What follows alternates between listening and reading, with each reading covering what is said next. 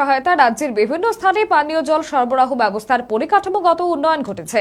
এই প্রকল্পের নির্মাণ কাজের অগ্রগতি সরজমিনে পর্যবেক্ষণ করতে রাজ্যে এসেছেন এডিবি ব্যাংকের 8 সদস্যক একটি প্রতিনিধি দল। শুক্রবার এডিবি টিম উদয়পুরের বন্দুয়ারস্থিত ওয়াটার ট্রিটমেন্ট প্ল্যান্টের নির্মাণ কাজ পরিদর্শন করেছেন। এই ট্রিটমেন্ট প্ল্যান্টের নির্মাণ কাজ শেষ হলে উদয়পুর শহরের পানীয় জল সরবরাহ সমস্যা দূর হবে বলে আশা করা হচ্ছে।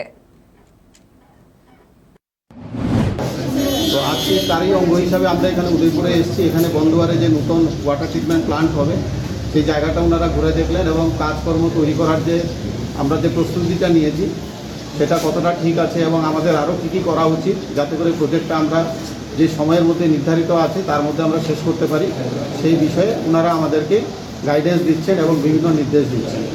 তো আমরা আশা করছি যে এডিবি যারা এখানে এসছেন তাদেরকে আমরা এখানে আসার জন্য অভিনন্দনও জানাচ্ছি।